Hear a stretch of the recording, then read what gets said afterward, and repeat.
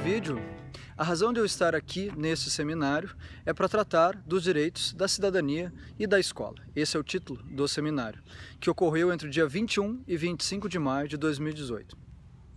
Nesse evento, eu fui enviado pela Universidade La Salle Brasil para apresentar uma discussão sobre a relevância da memória e da história na sala de aula para os meus colegas, que eram 25 professores, professoras, pesquisadores e pesquisadoras de diversos continentes do mundo.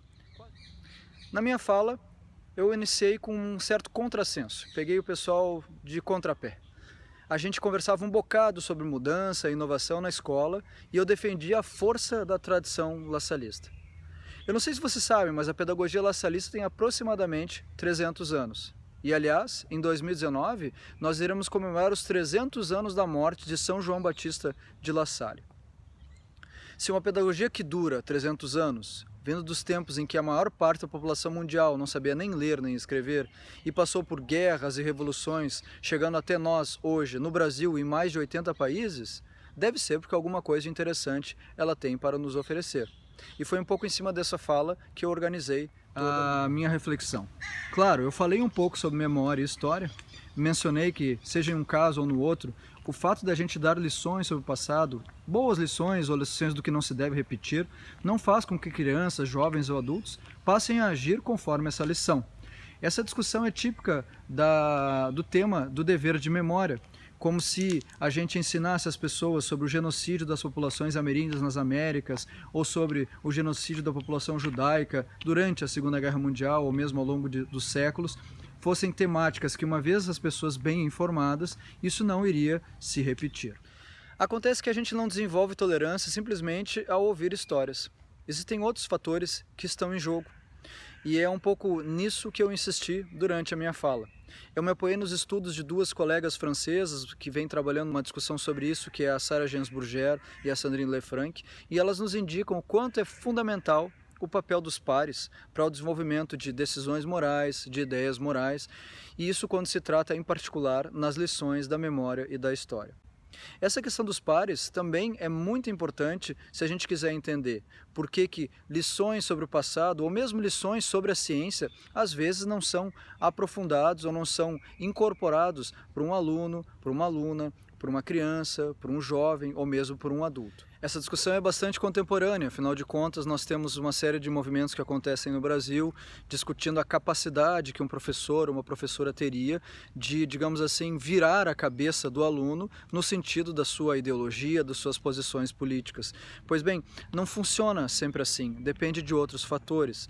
As crianças, os jovens, os adultos, eles não são tábulas rasas, nem tampouco são seres absolutamente incapazes de distinguir o certo do errado, ou incapazes de se comunicar uns com os outros a fim de confirmar ou desafiar os ensinamentos que são feitos pelo professor ou pela professora em sala de aula. Eles fazem isso inclusive com seus pais, na mesa do jantar, após a aula, com seus avós, com seus amigos. Então, em nenhum caso, seja na própria história ou numa disciplina específica da área da educação, matemática, física, química, o professor ele é capaz, 100%, sem nenhuma resistência, de transformar a cabeça dos seus alunos. Esse é um tema que para nós é importante, porque se estávamos discutindo o fundamento dos direitos das crianças, o fundamento dos direitos humanos para o desenvolvimento de uma nova cidadania, de alguma maneira nós estávamos interessados em como inflexionar, ou seja, como induzir as pessoas a terem uma visão mais fraterna, mais solidária, uma visão mais justa das relações humanas.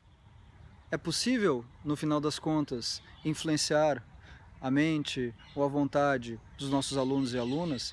E se isso é possível, em que sentido nós faremos? Eu trabalhei na minha conferência a ideia fundamental de que confiança e fraternidade fazem toda a diferença na hora de inculcarmos ou transformarmos o comportamento das outras pessoas. Nós agimos de tal ou tal maneira, muito mais porque as pessoas que nos acompanham, nossos pares, nossas famílias, eles conformam ou confrontam os nossos pontos de vista. A pedagogia da fraternidade, a pedagogia lassalista, é uma pedagogia da confiança, é uma pedagogia da troca. A pedagogia de La Salle e a tradição lassalista tem tudo a ver com confiança e emoção. É disso que se trata a pedagogia da fraternidade sobre a qual falamos aqui em Roma. Então, como conclusão, os fatos e verdades e teses que temos sobre o mundo são importantes. Estar errado a respeito de algo que nos aconteceu ou que aconteceu aos nossos antepassados pode ter consequências terríveis. Por exemplo, desejar o retorno da ditadura ou acreditar que determinados grupos ou pessoas não merecem a vida ou a dignidade humana. Mas tão importante quanto a mensagem é a confiança e a emoção no momento em que compartilhamos a mensagem.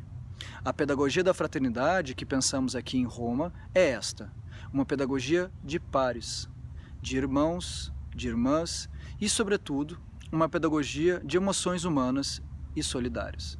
Obrigado novamente por assistir esse vídeo. Se você gostou, curte o canal, curte o vídeo e quem sabe acompanhe outras publicações, outras discussões que eu trarei para vocês nesse percurso de formação e de desenvolvimento enquanto docente lasalista, enquanto ser humano e enquanto professor. Um grande abraço!